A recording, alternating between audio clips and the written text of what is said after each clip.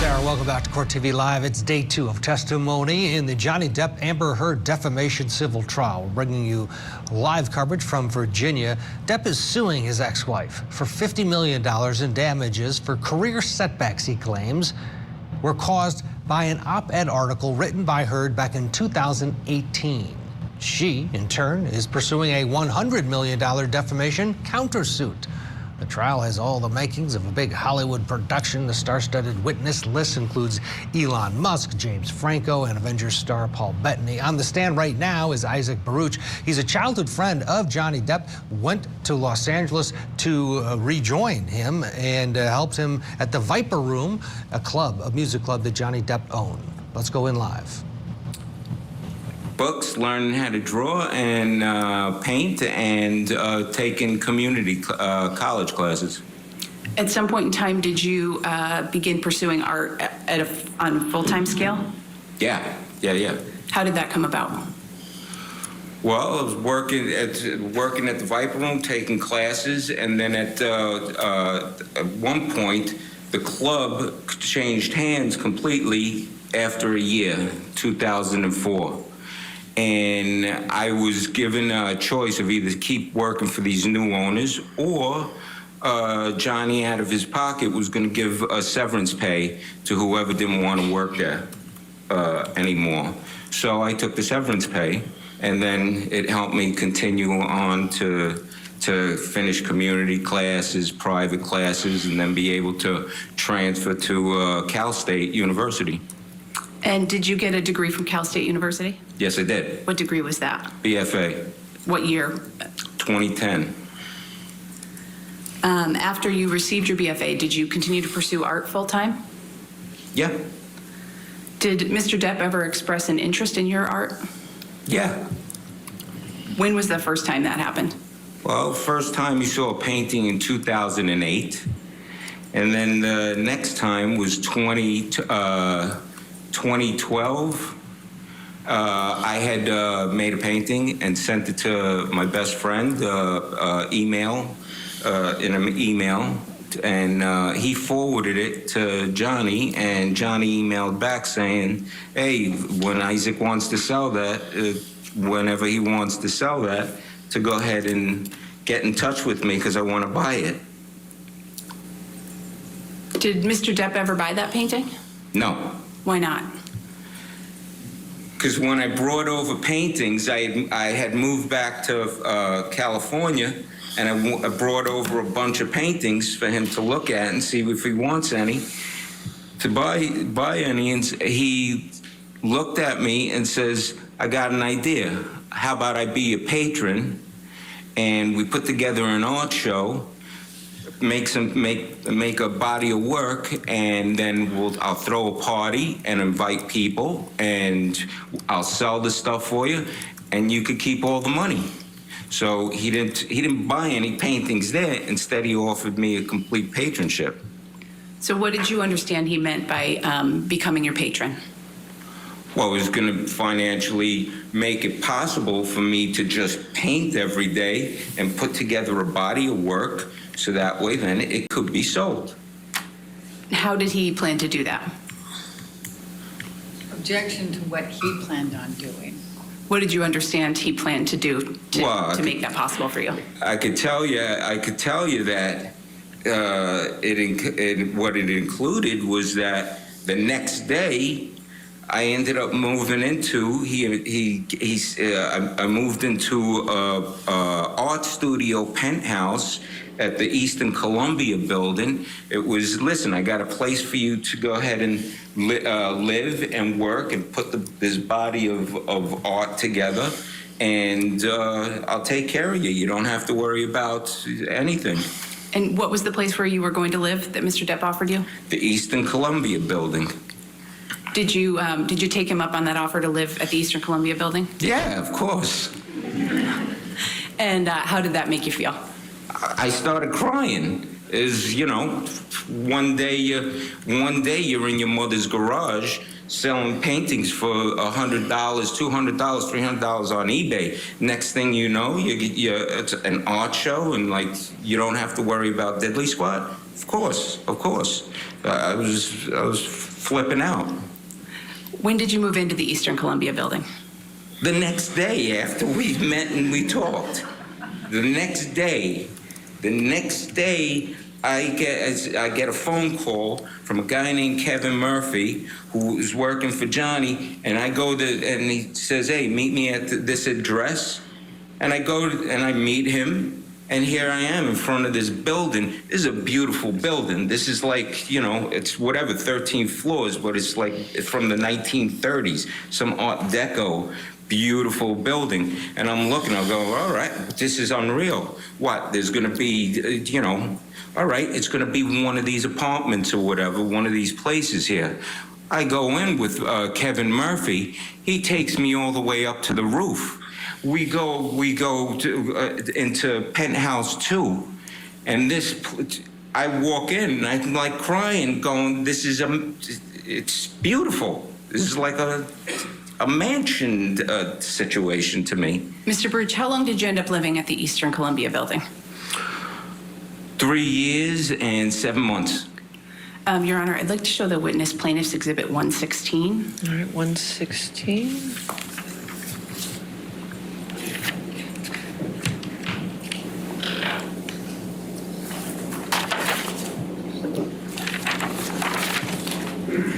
Am I looking at something? You will in a second, sir.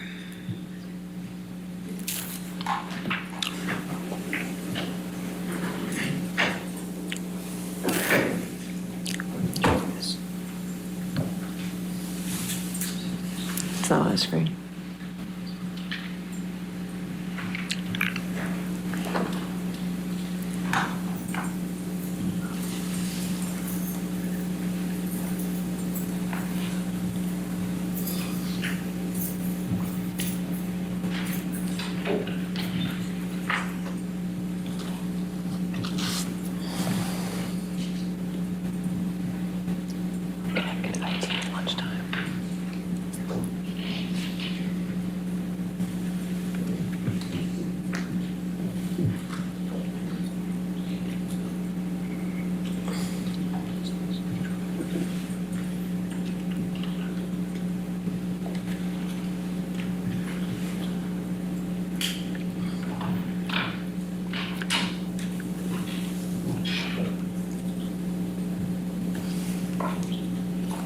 Your paper copy.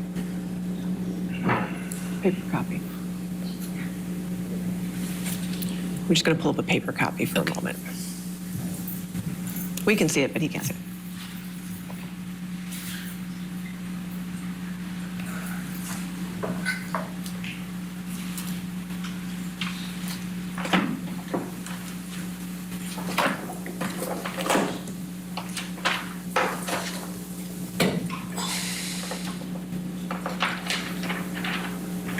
All right, as they do this, let's get a break in and get you back for more live testimony right after this. Stay with us.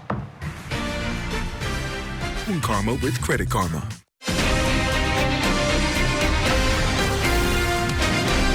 Welcome back. Let's get you back live into the courtroom. Isaac Baruch is a friend of Johnny Depp's. Ended up living at a penthouse. Penthouse number 2. Johnny Depp and Amber Heard lived in penthouse number 3 at this time. Let's go back in for more live testimony. I'm not sure what it is, but Amber's sister, Whitney. And which of the units did Ms. Heard's sister live in? 4. Can you tell the jury a little bit about your relationships with Ms. Heard, Ms. Pennington, Mr. Drew, and Ms. Heard's sister? Oh yeah, I was friends with all of them. I loved them all. They all treated me with respect. It was great. You know, I'm an old-time friend of Johnny's, living there, and we were looking out for each other. We became great friends. I fell in love with all of them. When you moved in to Penthouse 2, you were working on an art show with Mr. Depp, right? Yeah, that's the entire reason that I'm there, is to work and put together this art show. Did you have a time frame that you expected to be able to put on that art show?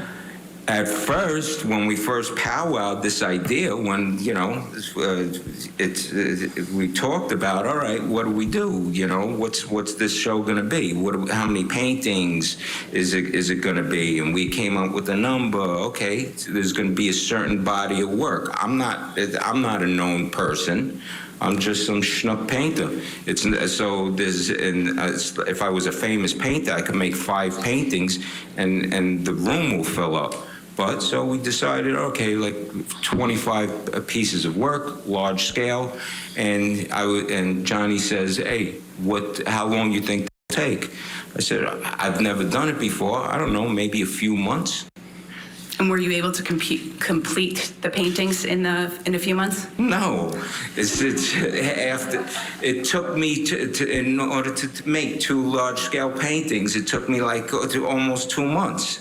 And I'm start freaking out, going, I'm only got 2 paintings, and all right, I got to do 25. I said a few months. So I ended up going to Johnny's place and saying, hey, look, dude, this is going to take a lot longer than a few months. I could only make 2 paintings.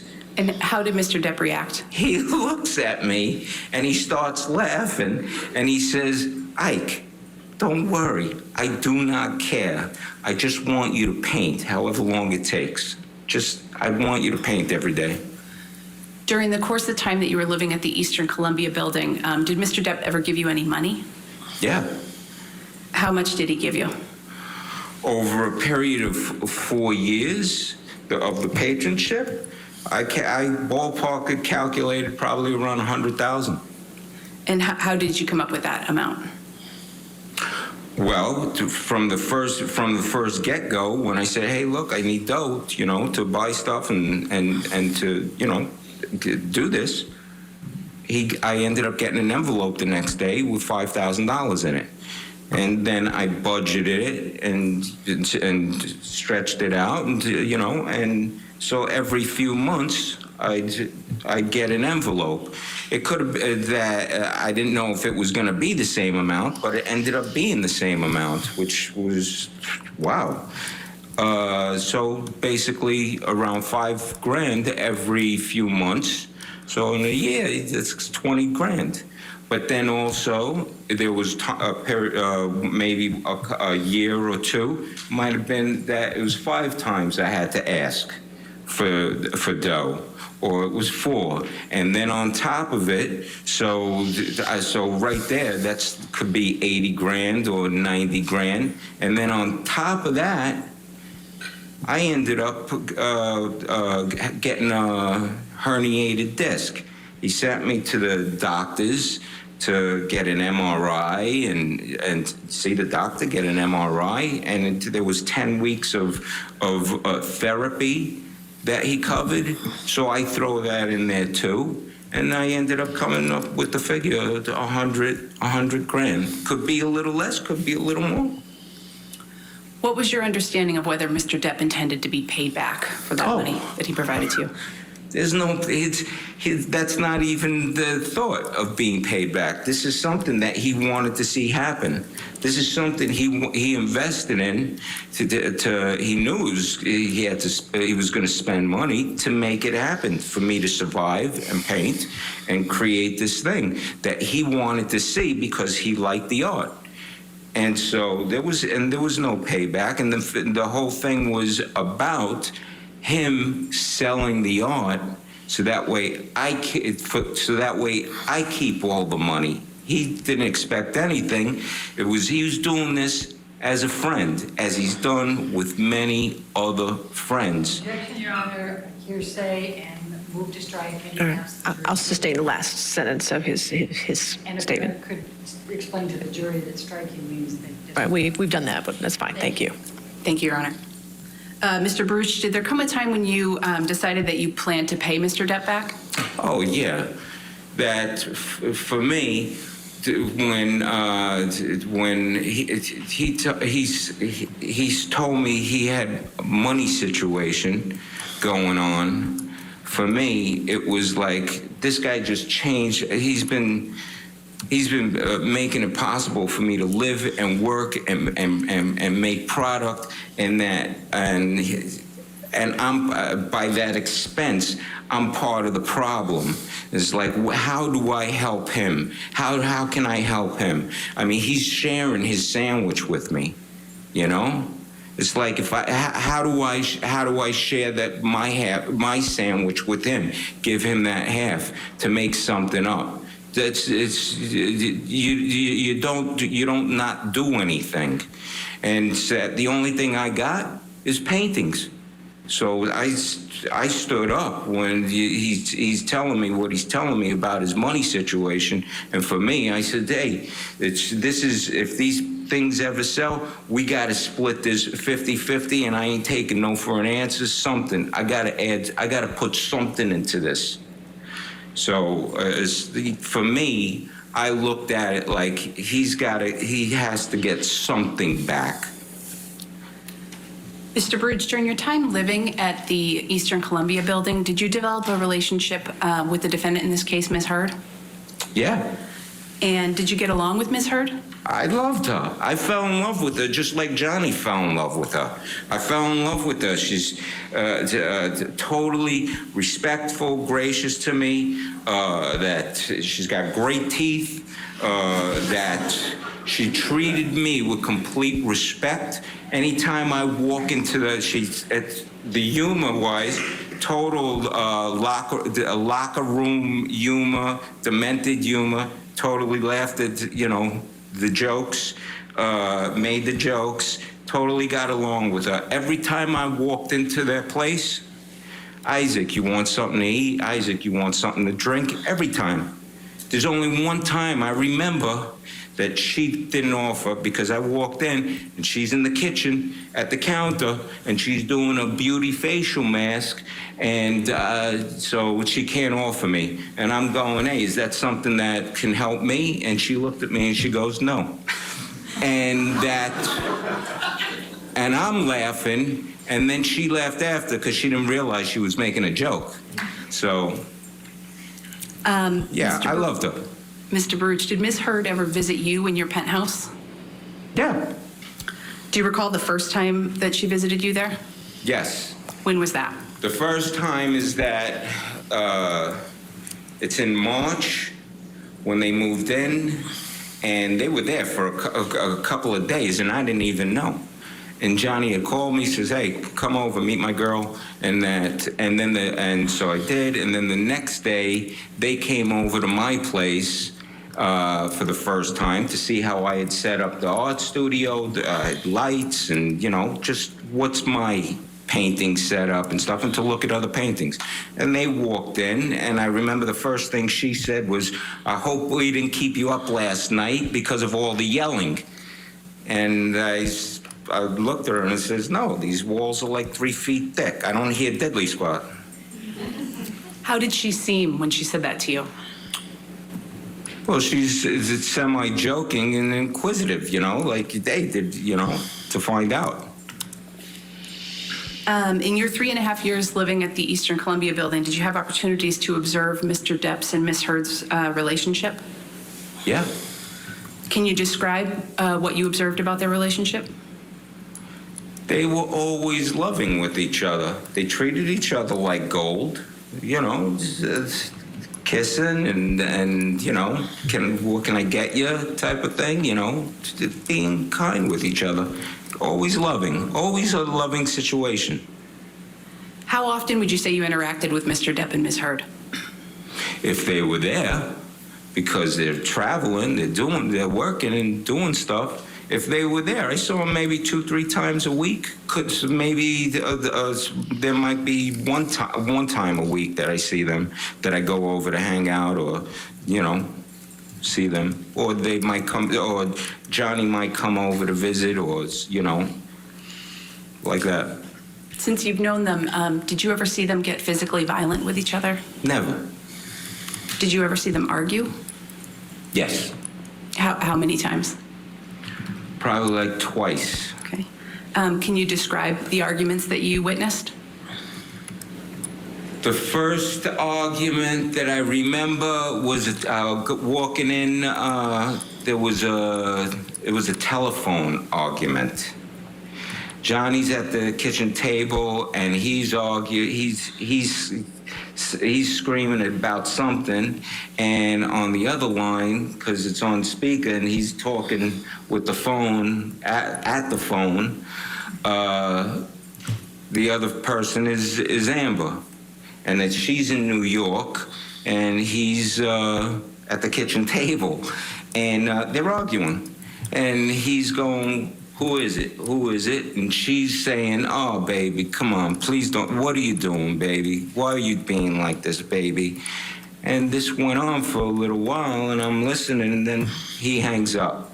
She calls back again, and it's the same thing. "Who is it? What's going on? Who is it?" And she's saying, "Oh, come on, baby, don't be. What are you doing, baby?" And then hang up the phone again. The third time it happens, I'm saying there's no solution in this conversation. I grabbed the phone from him and I says, "Hey, Amber, this is Isaac. Listen, this conversation is now over." And I hung up the phone. And she didn't call back again, and he went to the couch and went to bed. I believe you said you saw them argue twice. Was there another time that you saw them argue? I ended up going over, and there's at the kitchen table is Johnny, is Amber, is Rocky, and Josh. And and I'm going, "What are you guys doing?" And they're hanging out, and they're trying to plot to figure out a way how to get rid of Whitney to not live there anymore.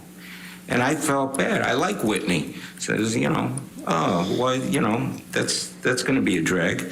And what are you plotting? How do you figure out? Hey, lend your sister some dough and let her move out. But, they're trying to figure something out, something differently or whatever. At one point, so there was a point, Johnny got completely, flustered and frustrated, and he got up and he walks away. And as he's walking away, he says, "Figure it out." And that was it. That was the whole thing. I don't know if you want to call it, I don't think you might call that an argument. But